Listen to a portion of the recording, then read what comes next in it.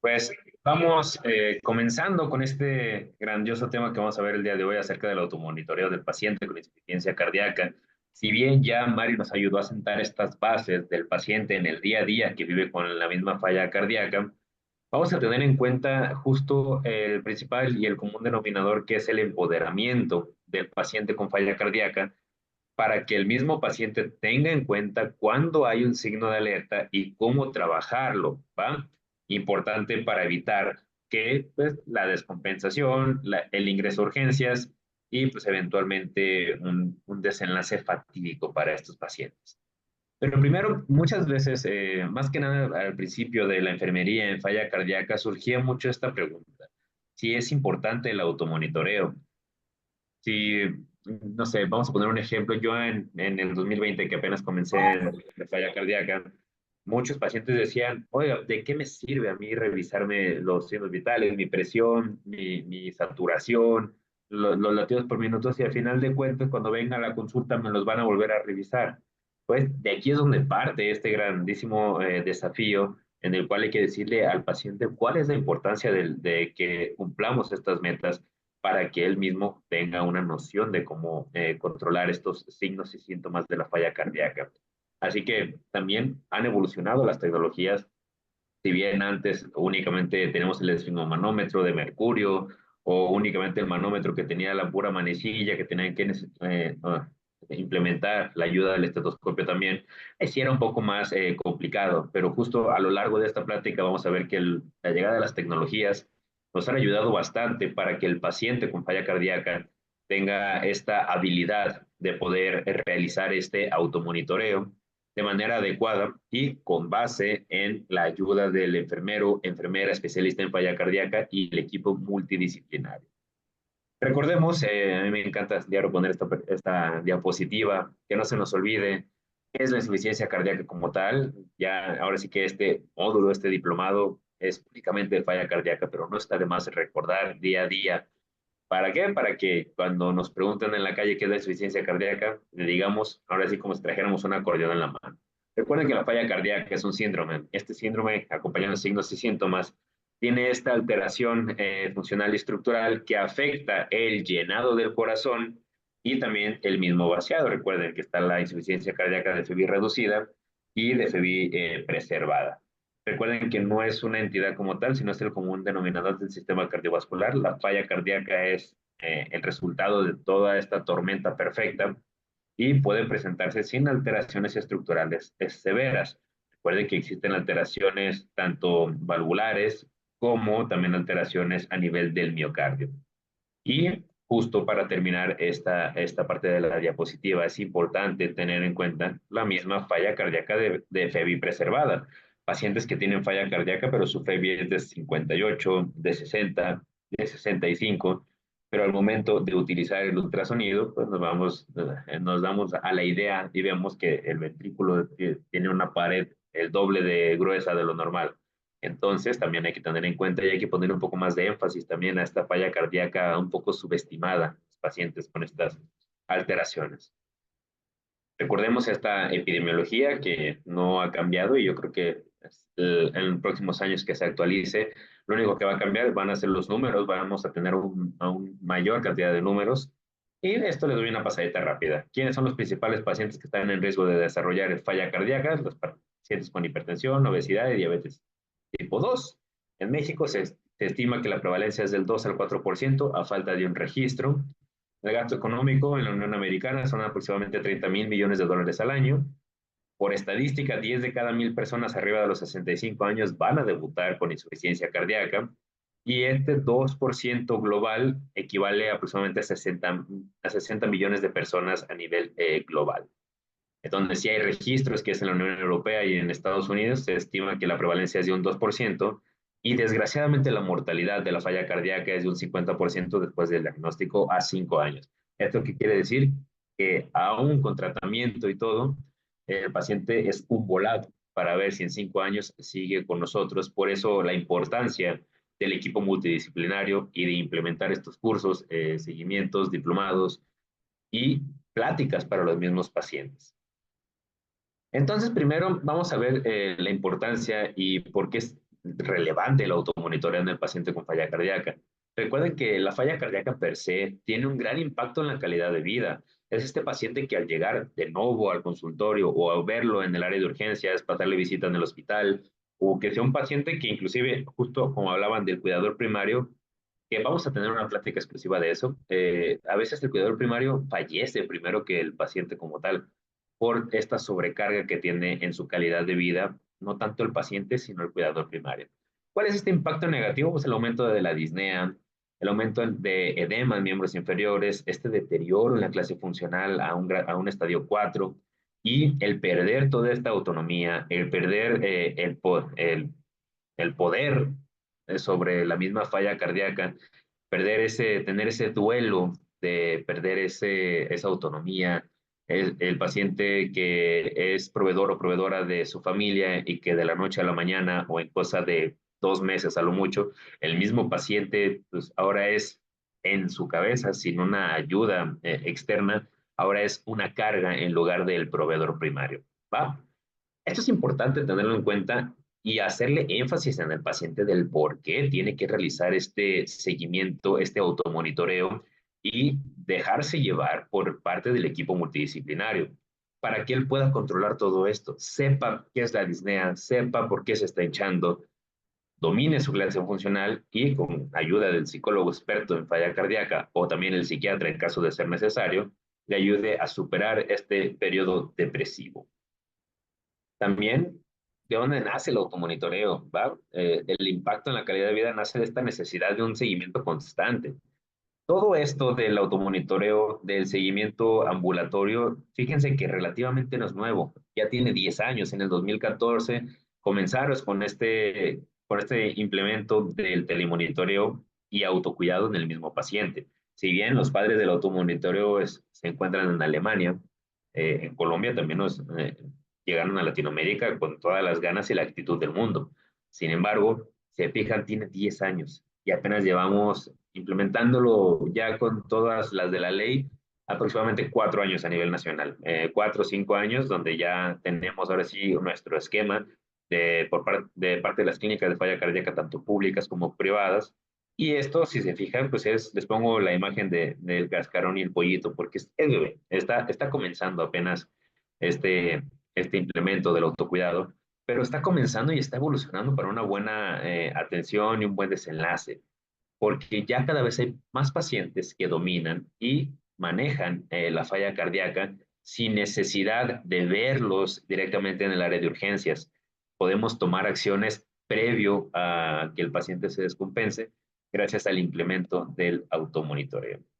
Y ahora sí, estoy hablando mucho del implemento, de cuándo nació, de por qué es importante, pero hay que hablar como tal de los beneficios del automonitoreo, porque el automonitoreo no nomás es revisarse los signos vitales, es ver esta evolución tanto benéfica o en este caso esta descompensación temprana para evitar desenlaces catastróficos, pero también nos va a ayudar a que el paciente vaya siguiendo su progreso y vaya motivándose. Por eso les pongo la imagen de este paciente que cada vez está más saludable, paciente que ya va a rehabilitación cardíaca, que está cumpliendo el programa de rehabilitación de manera satisfactoria y él mismo empieza a ver una mejoría, un incremento en la salud, un incremento en la clase funcional. Y gracias a todo este incremento que va viendo, y que está realizando un récord, un apunte, ya sea en la aplicación, en papel o el cuidador primario lleva este monitoreo, ese mismo paciente se empieza a motivar porque sabe que la falla cardíaca, si bien es el final de todos los desenlaces cardiovasculares, pues no es el final de la vida si lo ponemos en un contexto donde ya existe el equipo multidisciplinario y cada vez siguen saliendo medicamentos nuevos, siguen saliendo disciplinas nuevas y todo esto con un beneficio en común, que es la mejoría y el empoderamiento del paciente con falla cardíaca. Entonces, pues ahora sí vamos con este beneficio. El principal de todos y que lo hemos dicho en N cantidad de clases y que lo vamos a seguir repitiendo durante este diplomado es la detección temprana de descompensaciones. Hay que decirle al paciente la importancia de revisar la presión arterial, revisar frecuencia cardíaca, el peso todos los días, el por qué es importante revisarse el peso diario, porque también entra esta negociación con los pacientes. Entra la negociación de que, oiga, ¿por qué no se pesó toda la semana y nomás se pesó el lunes? Pues es que no hay mucho cambio. Ya llevo 4 lunes pesando 85 kilos y pues no hay ningún cambio. Ok, si bien no hay ningún cambio, es bueno, pero hay que hacerlo diario, mínimo cada tercer día. ¿Por qué? Porque hay diferencia de gramos que si no nos damos cuenta, esto en una charla uno a uno con el paciente, si no nos damos cuenta de este incremento de peso, no podemos quitarle el diurético, un ejemplo. O quizá esta estabilidad es por el efecto del medicamento diurético y no porque usted esté mejorando. La finalidad de quitarle el medicamento diurético y que usted realice este monitoreo es para evitar esta descompensación o ya no volverle a dar diurético en bastantes meses. Todo esto nos da esta habilidad de parar este reloj de arena, de ponerlo acostado o inclusive de reiniciarlo cada vez que el paciente conozca estos datos de descompensación. La reducción de hospitalizaciones, claro está. Recuerden, paciente que entra al área de urgencias, al área de hospitalización, es un paciente que pierde gran posibilidad de salir de alta. Tenemos la evolución natural de la falla cardíaca, donde eventualmente van a terminar bajo la mano del equipo de falla cardíaca avanzada, pero aún así, el desenlace de la falla cardíaca es el deceso o la muerte. Y por último, el mayor control y empoderamiento del paciente con falla cardíaca. Un paciente que domina la falla cardíaca, que la entiende, que la conoce, que inclusive puede hablar de ella, es un paciente que va a ser, nosotros le llamamos, no sé si ya lo había comentado en algún módulo, pero nosotros lo llamamos paciente profeta. Hay dos tipos de pacientes, el paciente terrorista y el paciente profeta. El paciente terrorista es aquel paciente que vivió una muy mala experiencia, ya sea con equipo médico previo, que vivió una mala experiencia antes de llegar a las clínicas de falla cardíaca o cardiólogos de la vieja escuela donde justamente lo único que manejaban era manejo con digoxina, no se mueva, no haga nada, no haga ejercicio. ¿Por qué? Porque si estornuda usted se va a morir. Sin embargo, este mayor control y empoderamiento de la falla cardíaca, decir, ¿sabe qué? Hay N cantidad de medicamentos que pueden ayudarle en su falla cardíaca. Si usted hace un monitoreo adecuado de la misma, puede tener un incremento tanto en su fracción de expulsión como mejorar su clase funcional. Pues el paciente va a decir, ahí tenemos estos dos. El terrorista es el que dice, los cardiólogos únicamente sacan dinero, o el sector público no sirve de nada, o sabes que tú ni vayas con el cardiólogo, a mí me dijeron que voy a morir en 5 años, a ver, yo voy a vivir como yo quiera. Y el paciente profeta es el paciente que dice, ¿sabes qué? Ve a esta clínica de falla cardíaca. Ok, tú tuviste esta mala experiencia, pero no tiene que ser así siempre.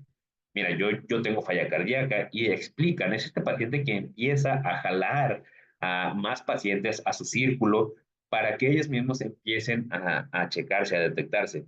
Justo hablando del colapso del cuidador primario, ya hemos logrado en algunas ocasiones que si bien el cuidador primario lleva al paciente, agendan, yo que estoy en el medio privado, agendan inclusive dos consultas. La primera consulta es para el paciente con falla cardíaca y la segunda consulta es para el cuidador primario únicamente porque ya saben cómo es la falla cardíaca, ya conocen, ya vieron la evolución y el beneficio que tiene su paciente y ellos también se interesan y se intrigan por ver cómo está su salud en el momento actual.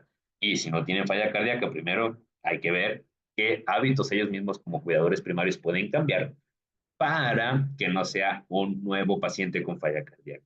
Entonces es importante este control y empoderamiento del mismo paciente. Aquí la clave de la plática del día de hoy es empoderamiento del paciente sobre su falla cardíaca. Y los componentes claves del monitoreo. Esta es la bitácora que hemos manejado desde 2020.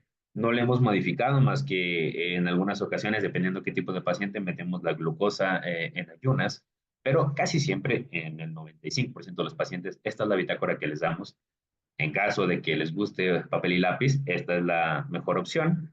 Y si son pacientes un poco más jóvenes o más adeptos a las tecnologías actuales, está la aplicación, justo como había comentado Mari en la clase pasada, pero la mayoría de la población de momento todavía son pacientes que todavía les cuesta un poco manejar redes sociales, manejar dispositivos electrónicos y que el cuidador primario quizá en algunas de 70-80% de las ocasiones es un contemporáneo. Entonces, tampoco saben manejar las aplicaciones. Así que de momento lo que nos ha funcionado más es papel y lápiz, foto cada semana, cada 15 días o cada mes, dependiendo la clase funcional del paciente, y vamos haciendo esta evaluación continua del paciente con falla cardíaca. Y se ven, son ítems muy fáciles de que el paciente los conozca, los plasme en la bitácora y nos lo comparta, tanto como el peso, presión arterial, frecuencia cardíaca, y en los signos de descompensación ponemos nosotros muy en claro que un signo de descompensación es deterioro de la clase funcional, si empieza a aumentar el edema o hinchazón, si tiene falta de aire por las noches y con cuántas almohadas está durmiendo cada día o cada noche en su debido caso. Y el mismo paciente empieza a tener un récord. En la bitácora, en la parte de atrás, nosotros mostramos qué significa clase funcional, aunque ellos tienen una clase como tal del llenado de la bitácora de manera correcta. E igual en la bitácora viene explicado qué es la clase funcional por si se les olvidó qué dijimos en la misma plática o en algunas ocasiones que el paciente no se atreve a preguntar este pequeño dato. En la parte de atrás de la bitácora viene qué es clase funcional, viene qué es edema o qué es la hinchazón, por qué se le llama disnea paroxística nocturna a la falta de aire por las noches y la importancia de registrar con cuántas almohadas duermen. Y esto es lo que les comentaba, que el paciente tiene su propio récord, tiene su propio registro del día uno que llegó a consulta o del día uno que estaba en el área de urgencias y ahí fue donde lo captamos. Iba viendo, sabes que cuando llegué tenía mi presión arterial en 160/95, mi frecuencia cardíaca en 140. Según esto, lo que dice de la clase funcional, me cansaba yo de caminar de mi cuarto al baño y pues, yo ya era un globito casi casi de tanta agua que estaba reteniendo. Me despertaba todas las noches, dormía con 5 almohadas o de plano sentado y en vez de pesar 85 pesaba 93. Ellos mismos, cada vez que van anotando sus constantes vitales, van teniendo esta adherencia al tratamiento farmacológico y vamos teniendo este telemonitoreo, esta telemedicina, teleenfermería que hacemos con el paciente, ellos, tenemos dos pacientes en particular una disculpa, no pude poner, que apenas se me ocurrió hace como 2 días. Tenemos pacientes que tienen su primera bitácora, porque obviamente se llena el libro y les damos otro librito. Y algunos nos dan para reciclarlos, tenemos un centro de reciclaje también, o ellos mismos, este paciente en particular, enmarcó sus hojas de automonitoreo y las compara siempre, las enmarca, las pone en la sala de su cuarto, el paciente vive solo, pero es un paciente con clase funcional, o no es este paciente profeta de que les hablo. Y él ve cómo llegó y cómo está el día de hoy cada que apunta sus signos vitales. Y él nos cuenta que es algo que lo motiva a seguir cada día adherido al tratamiento y a seguir con el automonitoreo. Dice, la verdad, y esto hay que ser muy conscientes con los pacientes, el llenado de la bitácora bien llenada no nos va a quitar más de 10 minutos. Tanto como a la toma de los medicamentos, no nos cuesta nada levantar la mano, pasar un trago de agua y se acabó. También el llenado correcto de la bitácora no nos va a quitar tiempo valioso de nuestra vida, más que 10 minutos, 15 si me tomo un ratito más para volverme a tomar la presión o para meditar acerca de mi avance con la falla cardíaca. Es importante tener hacer este énfasis de que nosotros somos los responsables de que el paciente se empodere sobre la falla cardíaca. ¿Cómo vamos a hacer el monitoreo del peso? ¿Cómo vamos a explicarle? ¿Cómo vamos a hacer este diálogo, esta negociación de por qué vamos a monitorizar el peso todos los días? Pues para empezar, porque es importante, hay que decirle al paciente que es un indicador de retención de líquidos. Decirle esto que le hemos comentado, la relación que tiene con el estado de descompensación, si subimos más de 3 kilogramos en una semana y tenemos falta de aire, hay que decirle cómo lo vamos a monitorear, misma hora, todos los días, preferentemente en la mañana, y hacer este registro diario. Ya en pacientes que nosotros ya conocemos, que es un paciente que está optimizado, que terminó el programa de rehabilitación cardíaca, que tiene ya 2, 3, 4 años con nosotros, podemos ser un poco más permisivos. En vez de que hagan el registro diario, podemos, solo en pacientes optimizados, decirles, ¿sabes qué? Haz el registro cada tercer día o una semana sí, una semana no, para que no te agobies. Porque los pacientes cuando se sienten bien, a veces también hay que darles poquita libertad, pero no tanta. Hay que decirles, ¿sabes qué? Puedes dejarlo una semana sí, una semana no, o cada tercer día, pero lo importante es que monitorees tus signos vitales. En este caso, estamos hablando del peso todos los días o peso cada tercer día. Y explicarle esto. ¿Ok? En la bitácora tenemos al último de la bitácora el apartado que dice peso mañana. Importante, si aumenta 2 kilogramos de 2 a 3 días o 3 kilogramos en una semana, hay que avisar a su médico, hay que avisar al equipo de falla cardíaca para evitar esta descompensación y ver si podemos dar ya sea diurético a mayor dosis o necesitamos que venga al hospital día para poner un catéter endovenoso y pasar el diurético de manera endovenosa también. Importante, ¿Por qué? Porque si el paciente no anota, no registra o únicamente, que también se van a ir dando cuenta cuando el paciente sí se pesa, pone hasta los gramos de más. Pero cuando el paciente no se pesa y únicamente copia y pega, se ve que ahí tiene un 85 franco en todas las barras sin un gramo de diferencia y llega a consulta pesando 90 y el paciente agitado. Entonces, con estos pacientes hay que reforzar la importancia del automonitoreo. Y justo hablando del monitoreo de las constantes vitales, también hay que tener en cuenta que existen únicamente dos métodos para manejar la presión arterial y para monitorizarla. La manera manual, como lo dijimos, el manómetro con el esfigmomanómetro, el estetoscopio. También podemos enseñar a pacientes con escasos recursos, que únicamente tienen acceso a esfigmos más baratos, o en este caso de manómetro, que ya casi nadie usa, los encuentran un poco más accesibles, pues nosotros nos tomamos el tiempo de enseñarlos a tomarse la presión con el estetoscopio, con el manómetro, en caso de que sea manual. Y si es digital, decirles que únicamente aprobados por la AJA están los manómetros digitales para el paciente, pero que sean de brazo, no de muñeca. Los de muñeca no están aprobados, no sirven. Nosotros somos, la clínica de falla cardíaca, somos enemigos del brazalete de muñeca, ¿va? Y hay que decirle también de los valores normales y cuándo preocuparse, cuándo llamarnos, cuándo tenemos un dato franco de descompensación o de hipo o hipertensión. También les ponemos ahí unos rasgos o signos de referencia donde ya sabemos todos que la presión arterial normal en pacientes sanos sin enfermedad cardiovascular es menos de 120/80.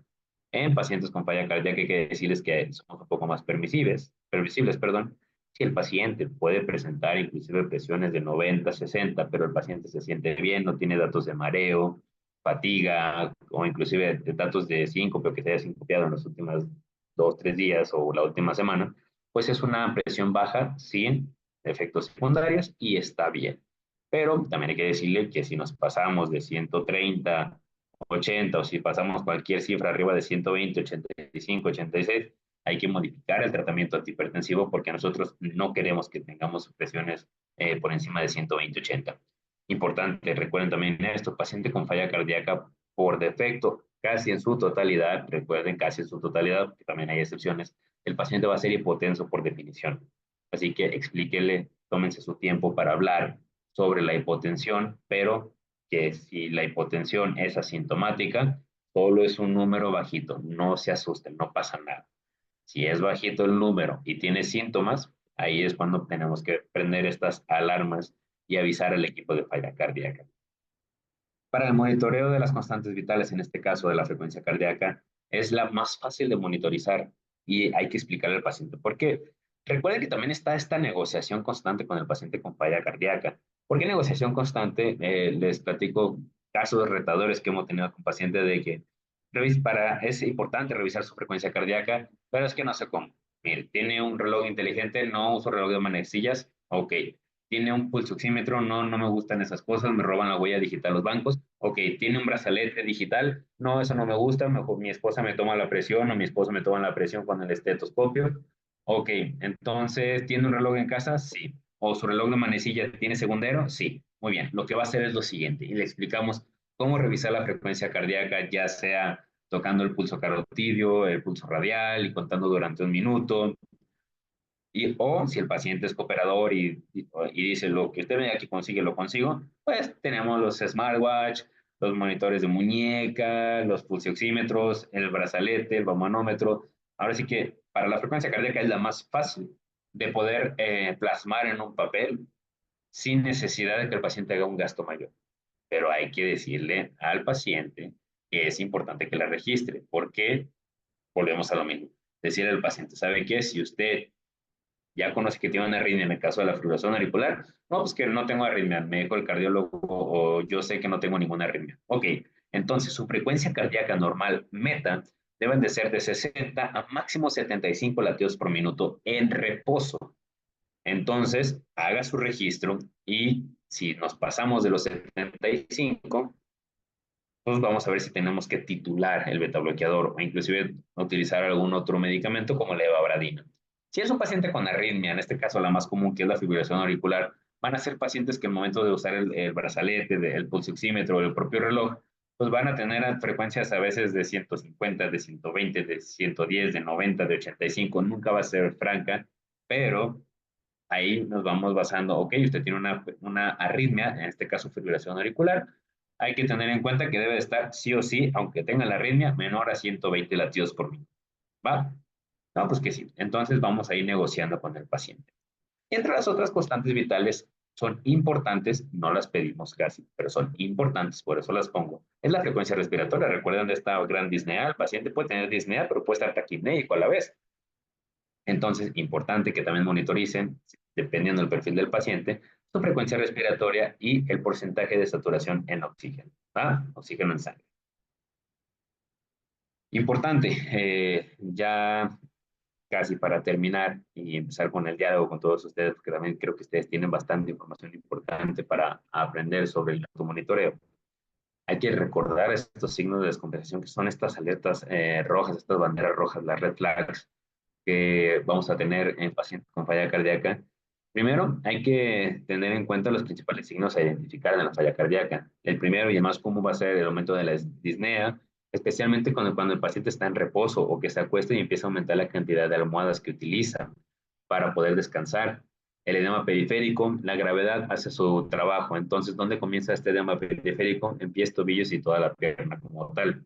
La fatiga extrema y debilidad, cuando era un paciente con clase funcional 2 o 3 y de repente se brinca hasta el 4 de la noche a la mañana o en el lapso de 3 días, pues ahí es un dato de alarma que el paciente nos tiene que avisar. Esta tos persistente o sibilancias pasa más común con pacientes que toman IECAS, que son todos los priles, enalapril, ramipril, lisinopril, pero pues recuerden que pues, si presentan esta tos persistente de la noche que no paran todo el día, es por este angioedema. Podemos cambiar de medicamento, pero sí es importante que si el paciente lo presenta, nos lo comunique para nosotros poder expresarle al médico tratante, a este cardiólogo, nuestro cardiólogo de falla cardíaca, al equipo multidisciplinario, que necesitamos cambiar de medicamento, en este caso por un ARA-2 o el sacubitril valsartán, para que el paciente deje de tener esta tos persistente.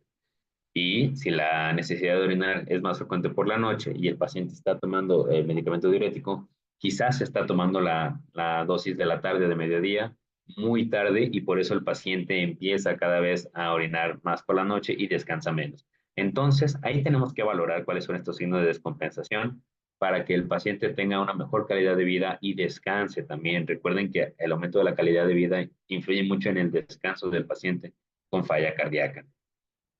Entonces, ante estos signos de descompensación, ¿qué es lo que vamos a seguir? Primero, hay que decirle al paciente que tiene que contactar al equipo multidisciplinario. Muchas veces el paciente tiene más apego a un miembro del equipo que a otro. Por lo general, y también en casi su totalidad, el paciente va a tener un mayor apego, un mayor approach al enfermero o enfermera especialista en falla cardíaca. Pero puede haber ocasiones en que el paciente, al primero que le avise, sea el psicólogo, sea la nutrióloga o nutriólogo, sea el rehabilitador cardíaco o inclusive al cardiólogo especialista en falla cardíaca. Importante decirle, ¿sabe qué? Está este escalafón de a quién le tiene que llamar, pero tenga la certeza y la seguridad que a cualquiera de todo el equipo multidisciplinario que le hable, todos le van a dar el seguimiento pertinente a su descompensación, ¿va? O a las dudas que tengan. Primero, también hay que ver si tenemos que realizar ajustes de medicación bajo supervisión. Únicamente les recuerdo, en México como tal, la enfermería aún no puede prescribir medicamentos, pero sí estamos habilitados y capacitados para poder titular el medicamento. Siempre y cuando confirmemos con el médico especialista, con el cardiólogo de falla cardíaca, lo corroboremos, confirmemos y ahora sí hablamos con el paciente para titular o quitar algún tipo de medicamento de la falla cardíaca ante cualquier descompensación. Y en las medidas temporales hasta recibir atención médica. En este caso, algo que yo siempre les he dicho y hablo mucho con los pacientes, tanto con el paciente como con el cuidador primario. Si bien está la línea abierta siempre, el teléfono está habilitado 24/7 y cualquier duda que tengan, con todo gusto se la resolvemos a los pacientes. Importante, ante cualquier dato de descompensación emergente, paciente que tiene disnea, que los signos vitales están por los cielos, tanto taquicardia como hipotensión, o el paciente que ya se desmayó una vez, lo primero que tienen que hacer es avisarnos e irse al área de urgencias. ¿Por qué? Porque por teléfono, desgraciadamente, no podemos hacer mucho. ¿Va? Lo que podemos hacer es detectar datos de descompensación temprana. Pero un paciente que ya está descompensado, que tiene descompensación franca o que ya tuvo una alerta roja, importantísimo. vaya al área de urgencias y ahí ya con el equipo hospitalario de falla cardíaca, o si está con un médico general, si tuvo que salir de viaje, ante cualquier duda, ante cualquier dato franco, ya de descompensación, no temprana, ya de descompensación, vaya al área de urgencias para que se trate de manera inmediata. Y hablemos de estas herramientas y tecnologías para el automonitoreo. En este caso, recuerden que la tecnología, si bien en algunos casos es mala, la inteligencia artificial, muchos le tienen miedo, pues la tecnología llegó para quedarse y si llegó para ayudar a los pacientes, qué mejor. Y ayudarnos también al equipo médico. Entonces tenemos tecnología ya para todo y en este caso para falla cardíaca tenemos tecnología que nos va a ayudar bastante en estos registros, estos monitoreos. Tenemos las básculas digitales que se conectan ya a una aplicación y el paciente tiene su registro de día a día, de minuto a minuto del peso diario. Los monitores de presión arterial, en este caso les pongo ahí un monitor, un manómetro de la marca Omron, tiene su propia aplicación. Lo ve el paciente en el teléfono, es vía Bluetooth, ese sí, es más caro, pero ya existe la tecnología que le puede hacer inclusive tomas de electrocardiogramas con el Apple Watch, toma un trazo electrocardiográfico, un dedos largo, el Samsung Galaxy Watch también toma un trazo electrocardiográfico de manera urgente en caso de que se necesitase, y también pueden y tienen la habilidad de la aprobación por la FDA de detectar arritmias comunes, en este caso como la fibrilación auricular. Entonces, si las herramientas y tecnologías ya están, hay que aprovecharlas. Y hay que ver también el paciente, el rol del paciente y el equipo multidisciplinario. Para esto nosotros implementamos el tema de la educación y el entrenamiento del paciente. Primero, la importancia de la educación continua. Si bien María ya comentó que muchas veces también no le vamos a soltar toda la Biblia de manejo de falla cardíaca al paciente en la primera consulta, porque para empezar, uno nos va a mandar por un tubo. Y dos, pues el paciente pues, se va a quedar quizá con el 15-20% de toda la información que le demos. Y si únicamente dejamos eso y no reforzamos cada X tiempo el seguimiento al paciente y la educación, y el paciente quizás se le olvide y es cuando comenzamos con estos problemas de adherencia en el manejo y el tratamiento farmacológico. También tengamos paciencia con nuestros viejitos, ¿va? Si tenemos que usar alguna aplicación, algún equipo más tecnológico que el paciente no lo pueda manejar de manera adecuada, tómense el tiempo, tomémonos el tiempo de sentarnos con él, de explicarle paso por paso y de contestar la misma pregunta en caso de ser necesario 50 veces, ¿va? Hay que ser un poco empáticos con ellos. Si el paciente ya tiene la duda, se siente mal y aparte le estamos diciendo que tiene que usar la aplicación, que tiene que descargar de la Play Store o del App Store, aparte vincular el manómetro por medio de Bluetooth para que pueda crear una cuenta de usuario en la cual pueda registrar sus signos vitales día a día, que posterior nos la va a mandar por correo electrónico vía WhatsApp, ni yo lo entiendo. Entonces, siéntese con el paciente, traduzcanle lo que le tengan que traducir, digan las veces que lo tengan que decir, y si la primera no quedó o quedó con dudas, en la siguiente llamada refuercen las debilidades de cada paciente para que en vez de una debilidad se convierta en una fortaleza. Y pues miren, aquí hablando acerca de la comunicación con el paciente y el equipo de salud, este es un ejemplo de lo que decimos de papel y lápiz, del paciente que ya maneja su bitácora al pie de la letra, ya tiene un registro, ya sabe cómo llenarlo y el paciente nos manda fotografía de cómo se ha sentido, cómo va el registro cada X tiempo. En este caso, un paciente con clase funcional 1, él hace su registro y cada mes nos manda fotito. Ante cualquier dato de descompensación temprana, el paciente nos avisa antes del mes. Pero cada mes el paciente le escribimos cómo está, cómo se siente. Bien, mándenos la foto de todo el último mes de registro de signos vitales. Aquí está, evaluamos, confirmamos, todo bien, seguimos adelante.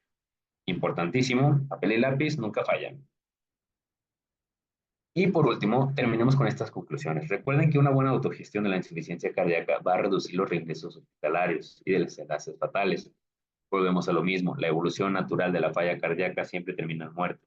Pero qué mejor que comencemos, lo dejemos en una meseta y se mantenga la mayor cantidad del tiempo posible en esta meseta, a que tengamos que estar haciendo visitas recurrentes con el mismo paciente al área de urgencias, donde quizá la siguiente vez que el paciente entre ya no salga.